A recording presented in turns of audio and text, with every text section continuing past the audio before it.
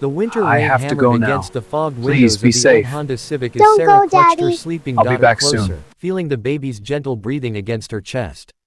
Outside, the parking lot of the upscale shopping district glowed with holiday lights, a cruel reminder of the warmth and security that now felt like distant memories. She had $23 left to her name, half a tank of gas, and nowhere to go. This wasn't how she'd imagined motherhood when she first held Emma in her arms 6 months ago. But life, as Sarah had learned the hard way, rarely unfolds according to plan. Sarah hadn't always been homeless. Just 8 months earlier, she'd been planning a nursery in the small apartment she shared with Tom, the man she thought would be her partner through everything. They'd met in college, fallen in love over late-night study sessions and dreams of building something meaningful together. When she got pregnant, Tom had seemed excited at first, talking about baby names and promising he'd step up.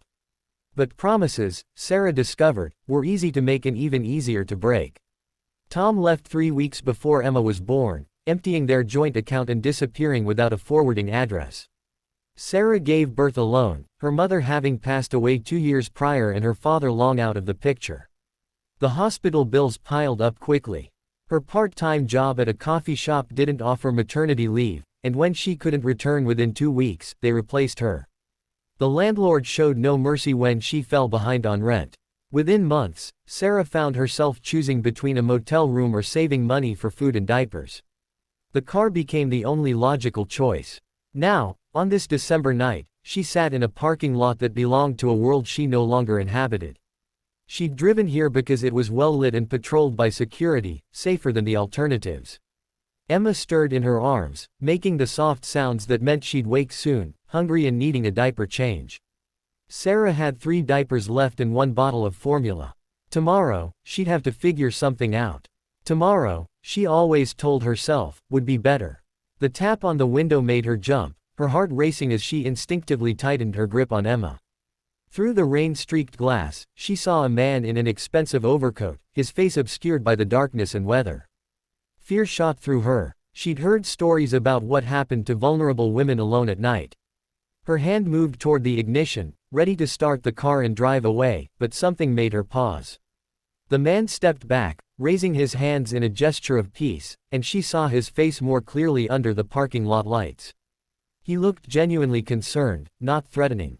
Cautiously, Sarah cracked the window an inch. Rain immediately began to seep through the gap.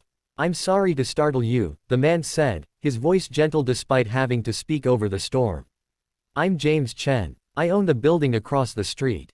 I've noticed your car here the past few nights, and with this weather." He trailed off, seeming to search for the right words. "Are you okay? Do you need help?" Sarah's first instinct was to lie, to protect what little dignity she had left. But as she looked into this stranger's eyes and felt Emma beginning to wake against her chest, something crumbled inside her. She was so tired of pretending, so exhausted from trying to hold everything together alone. "We're managing," she said, her voice barely above a whisper. Then, because apparently her capacity for pretense had reached its limit, she added, "That's not true. We're not managing at all."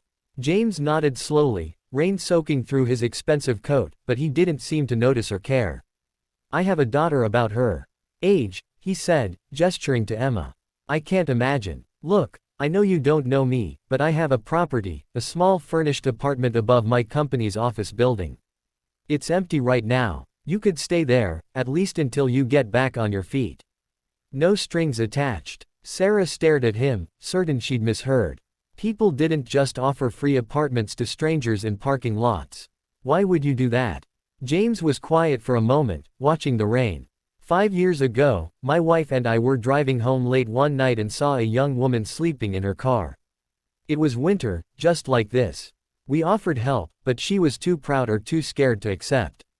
We left our contact information on her windshield just in case. 2 days later, we found out she'd died from carbon monoxide poisoning trying to keep warm. She was someone's daughter, someone's sister.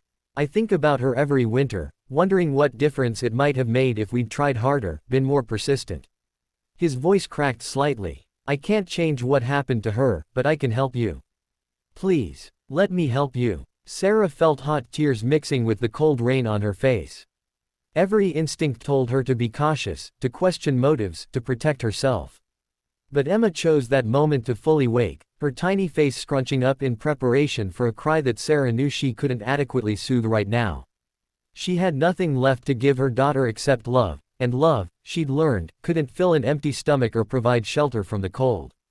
"Okay," she whispered. "Okay." The apartment was small but clean, with a kitchen, bathroom, and bedroom that felt like a palace after weeks in the car. James showed her where everything was, left his business card on the counter, and explained that the apartment was hers for as long as she needed it. He didn't ask invasive questions or demand explanations. Before leaving, he set down 2 grocery bags Sarah hadn't noticed him carrying. "Just some basics," he said. "Formula, diapers, some food. Tomorrow, when you're rested, we can talk about the rest. My company is hiring for several positions, if you're interested. But tonight, just rest. You and your daughter are safe here." After he left, Sarah fed Emma and put her down in the actual crib that had been left in the bedroom. She stood over her sleeping daughter, watching the rise and fall of her tiny chest, and let herself cry, really cry, for the first time in months. These weren't tears of despair but of overwhelming relief and gratitude. Over the following weeks, Sarah learned that James Chen was the CEO of a successful tech company, but he'd grown up poor, raised by a single mother who'd worked 3 jobs to keep them housed and fed. He'd never forgotten where he came from or the kindness of strangers who'd helped along the way. Sarah started working as a receptionist at his company, a position that came with health insurance and childcare assistance. She proved herself quickly, and within months, moved into a role in human resources that paid enough to afford her own place. But she stayed in touch with James and his family, who had become like the family she'd lost. On Emma's first birthday, as Sarah watched her daughter smash cake into her smiling face in their own small house, surrounded by friends from work and James's family, she thought about that rainy night in the parking lot. How close she'd come to giving up. How one person's kindness had changed everything. She'd learned that humanity still existed in the darkest moments, that selflessness wasn't extinct, and that sometimes angels appeared in parking lots wearing expensive overcoats, getting soaked in the rain because they refused to walk away from someone in need. Sarah promised herself that when she was finally stable enough, she'd pay that kindness forward.